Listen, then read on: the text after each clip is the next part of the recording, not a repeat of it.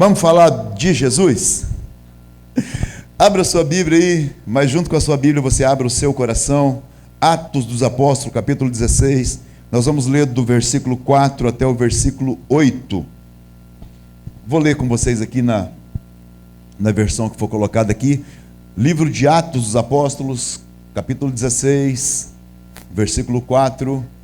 E quando iam passando pela cidade, entregavam para serem observados os decretos que haviam sido estabelecidos pelos apóstolos e anciões em Jerusalém. De sorte que as igrejas eram confirmadas na fé, e cada dia crescia em número. E passando pela Frígia, pela província da Galácia, foram impedidos pelo Espírito Santo. Diga, impedidos pelo Espírito Santo. De Jesus, e não lhe permitiu. Versículo 8, 7. E quando chegaram... Não, volta ao 7, por favor. E quando chegavam a Mísia, intentavam ir para a Betínia, mas o Espírito Santo, o Espírito de Deus não permitiu. Diga, o Espírito de Deus não permitiu. A palavra hoje é quando Deus muda os meus planos. Quem que impediu? O Espírito Santo. Deus, esta é a tua palavra. Fala com a tua igreja, fala comigo, fala conosco, Pai. Revela a tua palavra sobre nós, no nome de Jesus. Amém. Alô. Todos nós, independente da idade, ser criança ou adulto, nós temos dificuldade com as negativas da vida. Todos nós temos dificuldade com o não. Ninguém gosta de receber um não. Quando os nossos projetos ou sonhos são alterados, quando temos um não, geralmente, queridos, a nossa reação natural costuma ser ansiedade, frustração, sentimento de perda. Agora, quando esse não vem de Deus, quando ele é da fé, quando o Senhor frustra os nossos sonhos, nós precisamos entender o que é que está acontecendo. O texto que nós lemos fala a respeito do apóstolo Paulo, e nós conhecemos o apóstolo Paulo, um homem que perseguia a igreja, ele era o perseguidor da igreja. Quando Estevão foi morto, as pessoas que o mataram pegaram a roupa de Estevão e colocou aos pés de Paulo para mostrar quem foi que mandou matar o Estevão. Então Paulo era o perseguidor, mas ele tem um encontro com Jesus lá em Atos capítulo 9, e aí ele, com esse encontro, ele começa agora a seguir Jesus. E agora, queridos, o que era perseguidor é perseguido e anda junto com outros perseguidos. Paulo começa a desenvolver o seu ministério, e nós percebemos ali no texto, versículo 5, vai dizer que as igrejas eram confirmadas na fé. A cada dia crescia o número.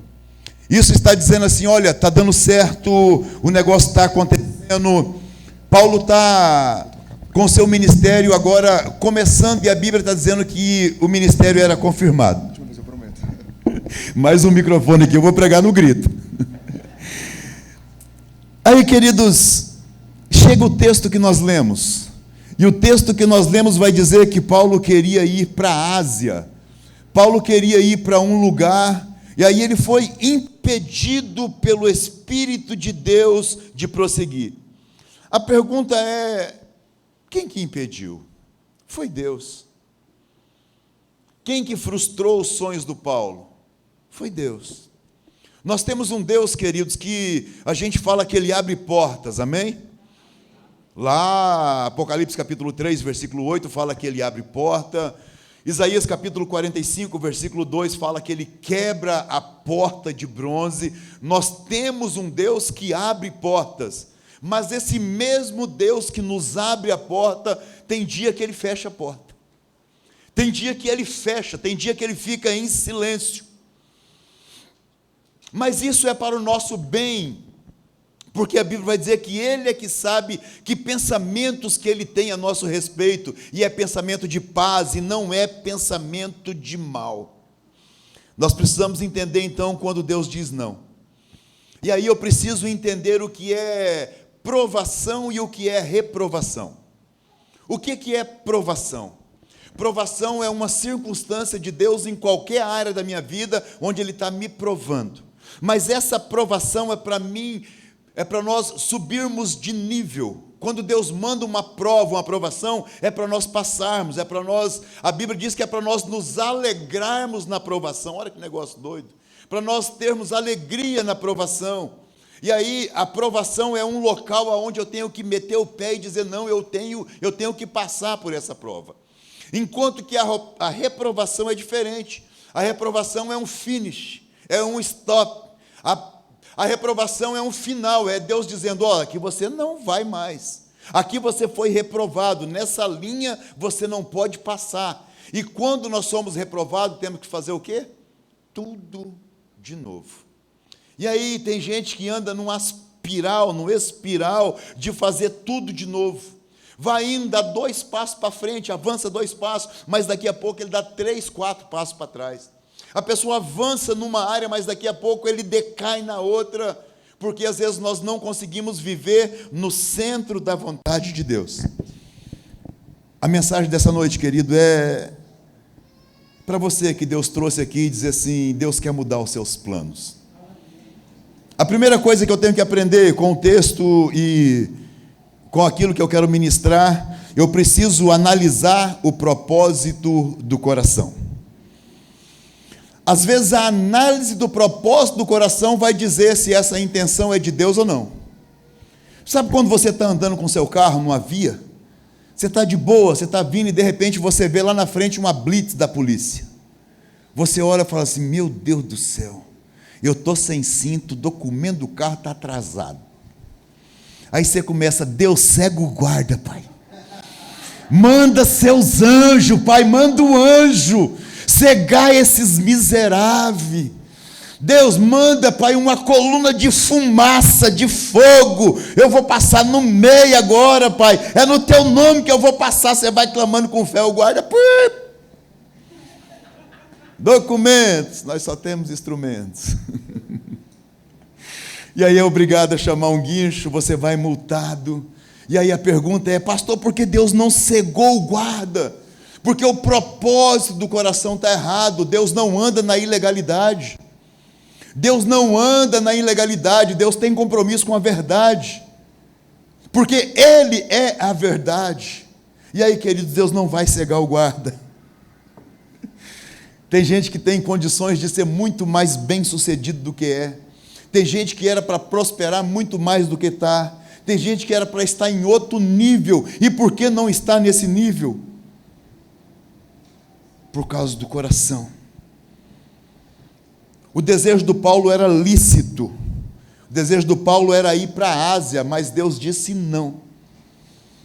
Eu recebo muita gente no meu gabinete, nós somos pastores de gabinete, então muita gente vem, e às vezes vem com uma conversa dizendo assim, pastor, eu estou indo embora. Mas você está indo embora? Você vai para onde? Ah não, eu senti de Deus, eu vou para tal lugar. E aí, queridos, eu abro esse texto para eles, se você puder colocar para mim o texto de Tiago, capítulo 4, Tiago, capítulo 4, versículo 13. O texto de Tiago vai dizer assim, ei, agora, vós que dizeis, hoje ou amanhã nós iremos para a cidade tal, e nós vamos negociar. Eu digo-vos que não sabeis o que acontecerá amanhã, porque é a vossa vida, é um vapor que aparece um pouco e depois se desvanece. Em lugar deveria dizer, se o Senhor quiser, nós vamos fazer isso ou aquilo. Eu tenho que andar num lugar, queridos, onde eu ouço Deus falar. Eu tenho que ter direcionamento daquilo que eu vou fazer. E eu quero falar para você, com experiência, o melhor lugar para você receber direção de Deus é aqui, diante desse altar. É diante do altar que você vai ser abençoado. É diante do altar que você vai ser direcionado. Quando as pessoas chegam lá no meu escritório e dizem assim: pastor, eu já arrumei tudo, eu vim aqui só para o senhor orar para me abençoar. Eu disse: bom, por que você está indo? Ele está dizendo: não, porque Deus mandou. Eu falei assim: bicho, se Deus mandou, quem sou eu para mandar você ficar? Mas vamos analisar os fatos, se é realmente Deus que está mandando. E as pessoas dão um negócio que nós chamamos lá no Mato Grosso de cabeçada.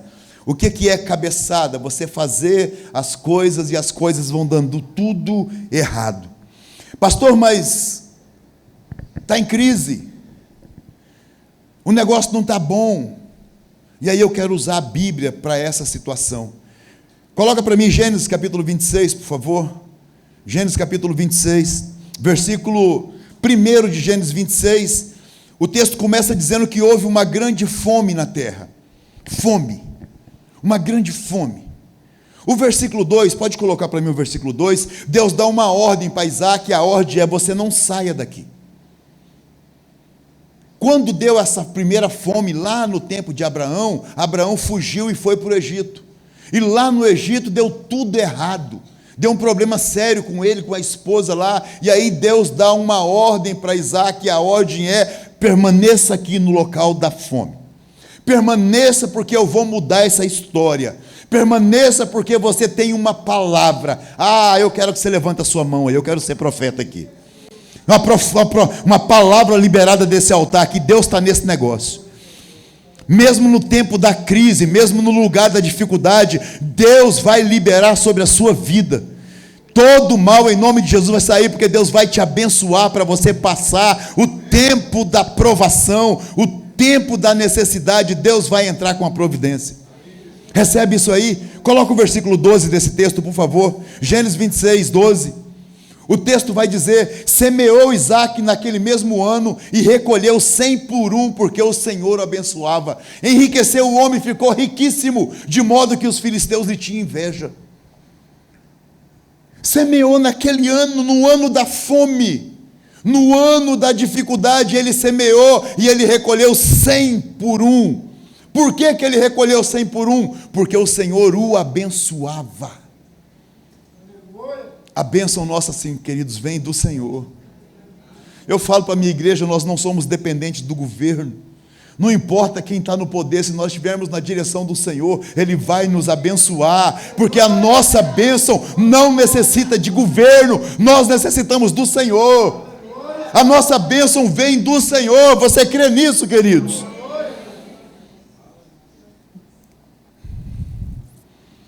A diferença na vida de Isaac foi que ele obedeceu. Eu vi uma frase, eu escrevi ela: quando o propósito do nosso coração não está alinhado com o Senhor, Ele nos coloca na sua sala de espera. Deus tem uma sala de espera, um lugar de silêncio. Muitas vezes Deus me coloca nesse lugar da sala de espera. Você sabe o que é a sala de espera de Deus? É um lugar de silêncio, aonde Deus não fala nada, aonde Deus não se movimenta, aonde você fica parado nessa sala. Eu, como sou muito elétrico, eu tenho dificuldade em ficar parado. Eu já saí de restaurante porque o garçom demorou para atender. Eu já cometi o pecado de sair da fila do banco porque a senha estava muito longa. Eu já saí de lugar fingindo atender o telefone porque eu não queria esperar. Quem não tiver pecado, que atire a primeira pedra.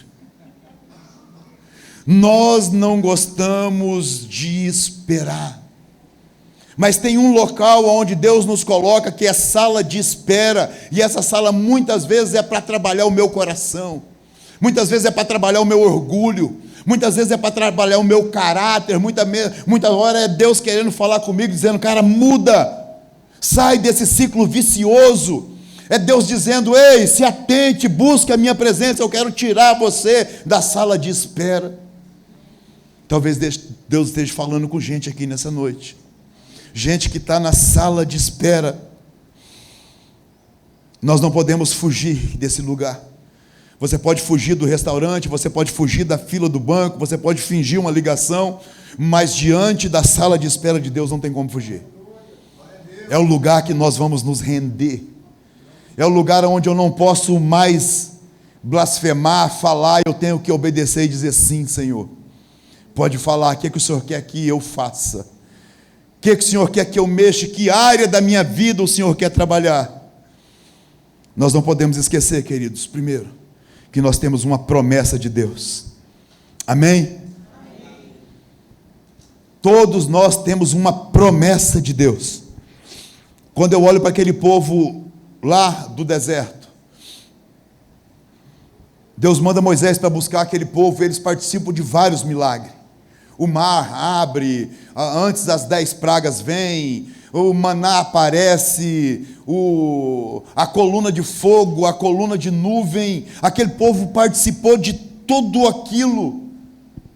Mas Paulo vai escrever, aliás, Lucas que escreve isso em Atos capítulo 10, dizendo que a maioria daqueles homens, daquelas pessoas, eles não entrou na terra prometida porque eles murmuraram, porque eles falaram.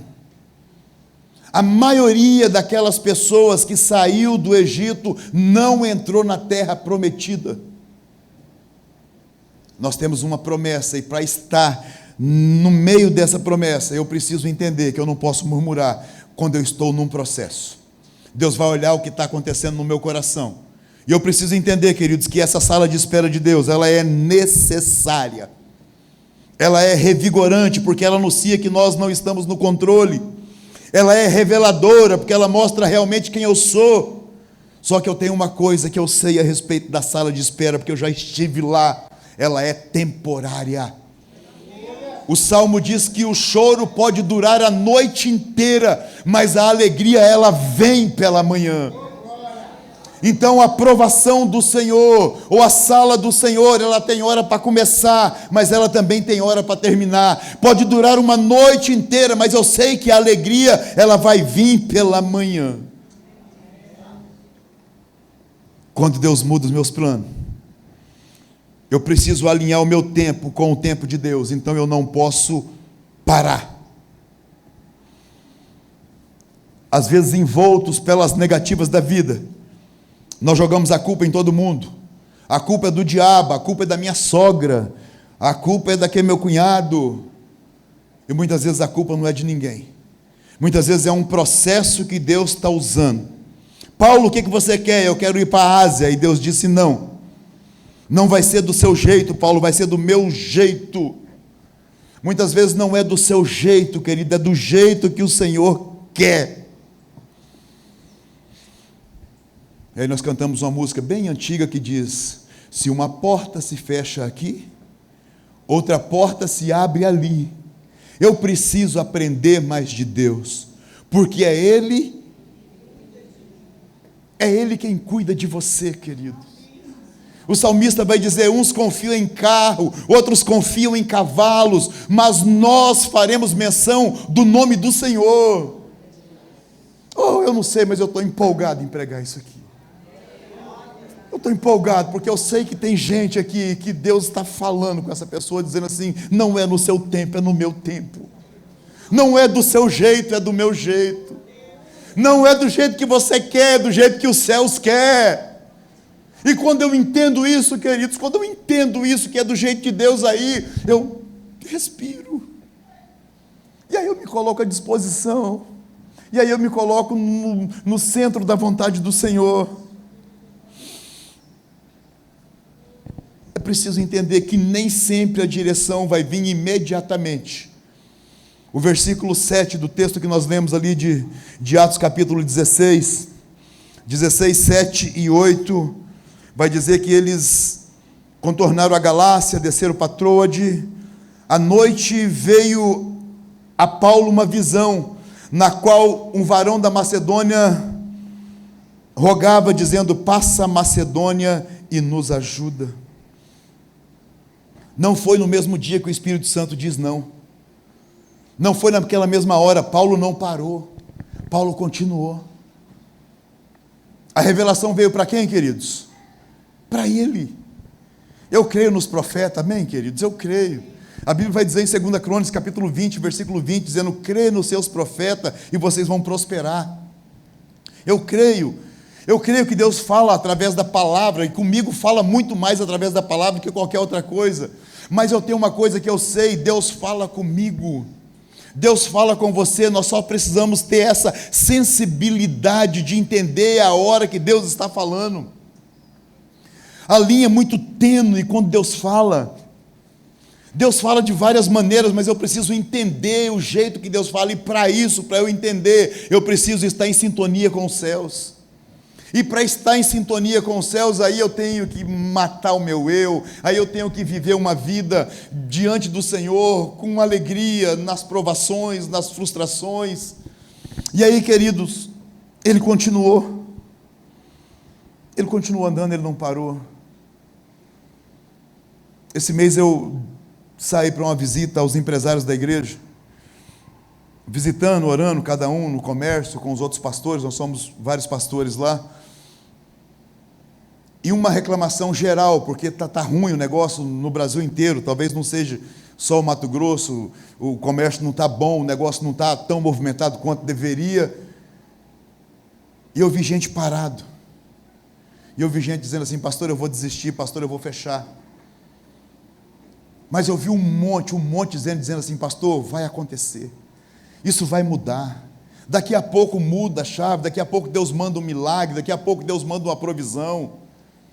Muitas vezes Deus não vai falar naquele momento, mas Ele vai falar. Quando Moisés vinha perseguido com aquele povo lá, o faraó atrás, as montanhas do lado, ele chegou no Mar Vermelho. E quando a gente lê o texto, dá a impressão que ele chegou lá, bateu na água e ele passou. Não foi assim. Ele chegou lá e acampou. À noite veio um vento, soprou a noite inteira. O vento soprando, o faraó chegando, o vento soprando, o vento soprando, o vento soprando. O vento soprou a noite inteira. Quando eles acordaram, o milagre aconteceu. Deixa eu dizer para você: o vento está soprando aí? Tem vento soprando aí? Dá um glória a Deus, porque no meio desse temporal, o Senhor vai aparecer, e esse mar vai se abrir, em nome de Jesus. Receba isso aí. No meio disso, Deus vai chegar. Pode aplaudir para o Senhor, pode aplaudir isso aí. Eu me lembro do profeta Elias, 1 Reis capítulo 18, 19. Elias, ele tem um confronto com os profetas do Baal, os profetas de Azera. Ele tem um embate lá, aquela questão do fogo. O Deus que responder com fogo vai ser o Deus. E aí Deus responde, queima o lagar, o holocausto, queima até onde colocou água.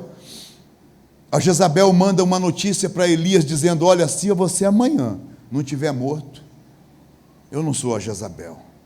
Elias corre para uma caverna, e ele fica numa caverna frustrado, decepcionado, entra em crise.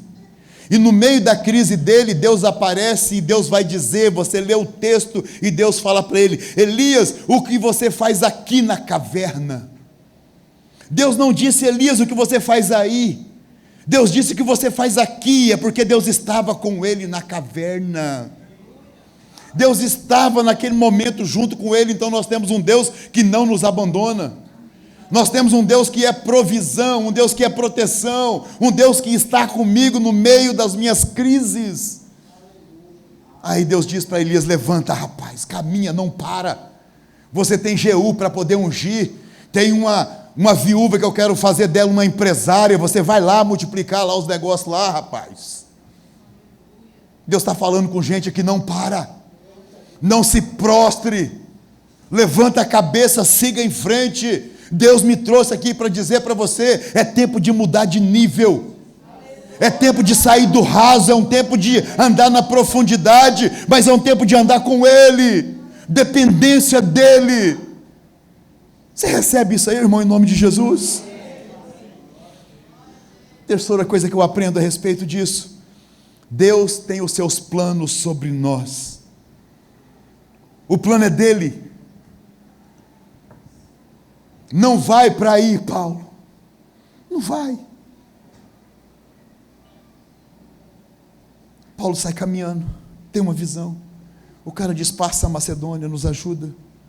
Primeira coisa que acontece, eu disse isso aos líderes lá: eles são presos. Paulo e Silas vão para a prisão. E aí, cara, se fosse eu, se fosse você, nós iríamos dizer: Deus, eu queria ir para a Ásia. O Espírito do Senhor não deixou, o Senhor não deixou, e agora eu estou preso e a culpa é tua. Se fosse eu, se fosse você, nós acusaríamos Deus. Mas a Bíblia diz que Paulo e Silas estavam orando, louvando ao Senhor, meia-noite cantando ao Senhor. Veio um terremoto, veio um vento, balançou aquele lugar tudo. E aí Deus vai dizer para Paulo: o projeto que eu tinha para esse lugar, Paulo, não era com você, era com o carcereiro. Salvou o carcereiro e a casa do carcereiro inteira. O projeto é dele, o projeto não é nosso, nós somos apenas um instrumento para ele usar. Deus tinha um projeto para salvar aquele carcereiro, nem que para isso ele tivesse que prender o Paulo, porque ele sabia que o Paulo na provação iria adorar. Mas nós, quando recebemos uma prova, nós nos frustramos, dizendo: pastor, eu vou sair dessa igreja, eu vou não sei para onde, porque eu só ando na prova. E se você está em prova demais, cuidado, abre dos olhos. A prova ela acontece, mas se for prova o tempo inteiro, você cuidado. Deus queria fazer o quê, querido? Salvar quem? O carcereiro.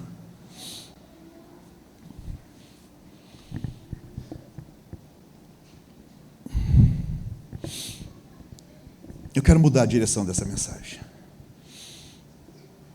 Deus tem um projeto de salvação, amém, queridos?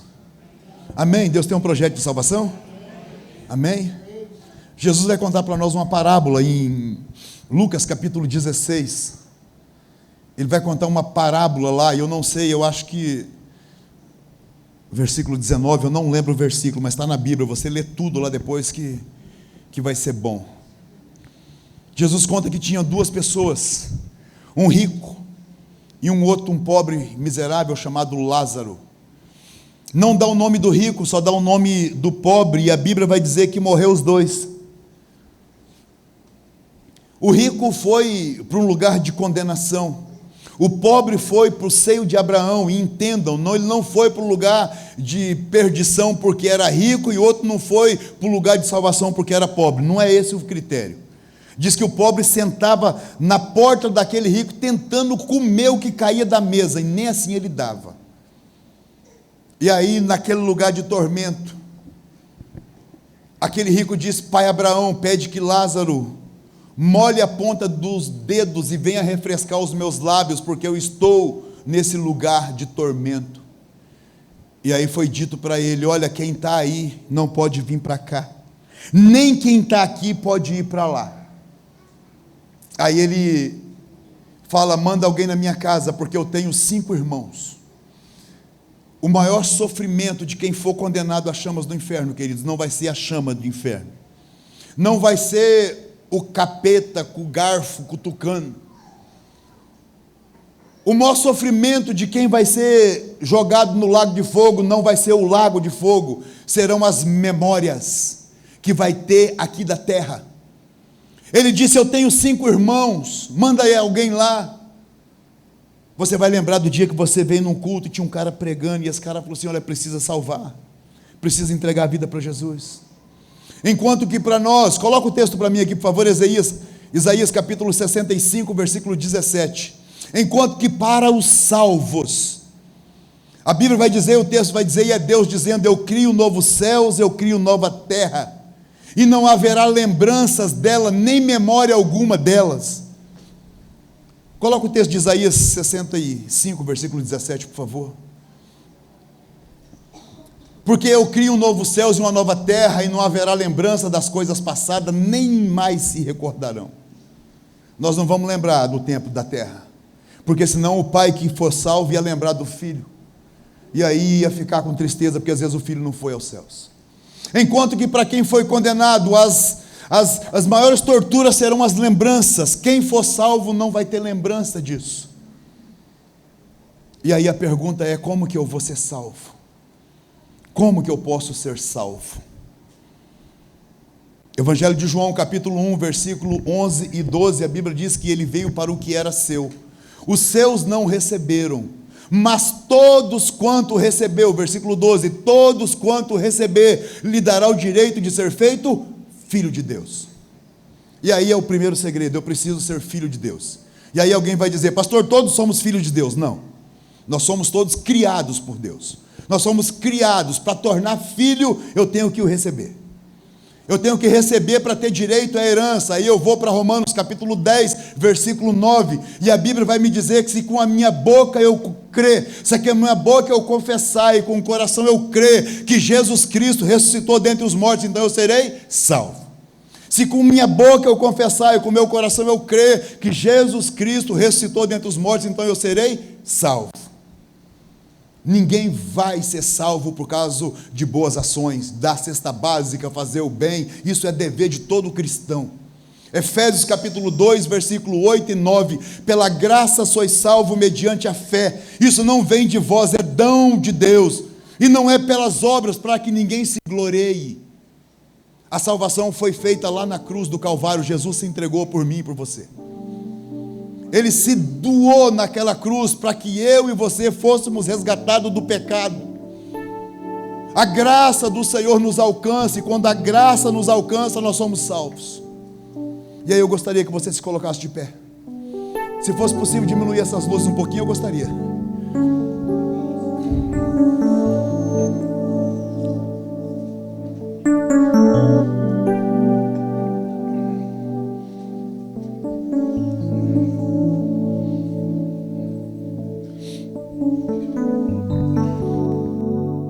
Eu preciso fazer uma oração.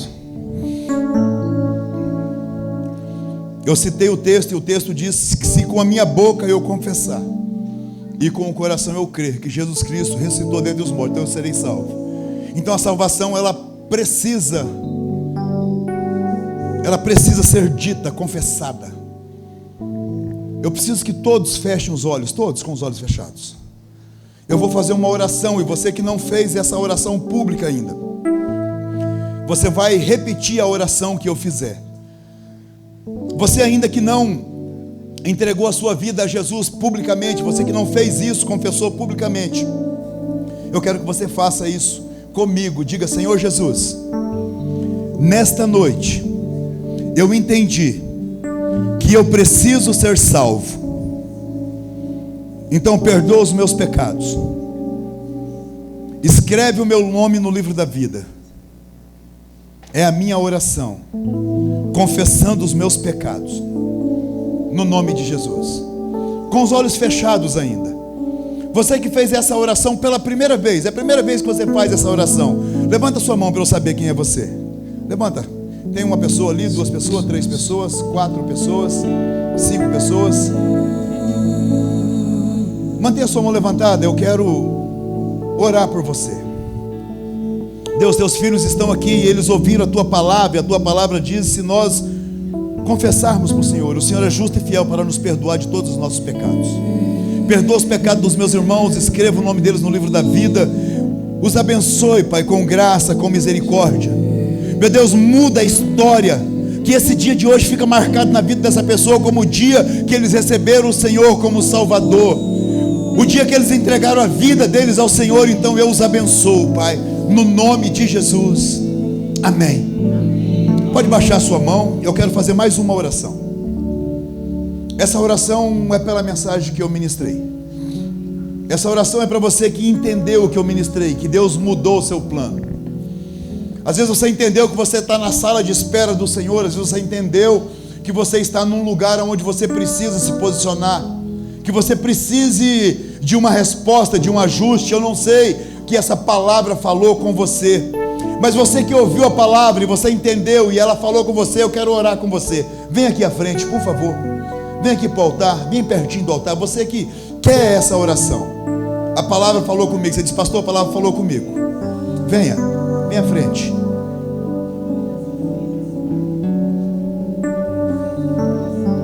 Você também que recebeu Jesus, que levantou a sua mão, vem à frente também. Vem à frente também. Vai se acostumando com esse ambiente de altar. Esse é o melhor lugar que você tem que estar. Essa é a casa de Deus. Aqui é um lugar de revelação, aqui é um lugar de direção, aqui é um lugar de alinhamento. Aqui é um lugar de cura. Esse lugar é um lugar onde a presença do Senhor está.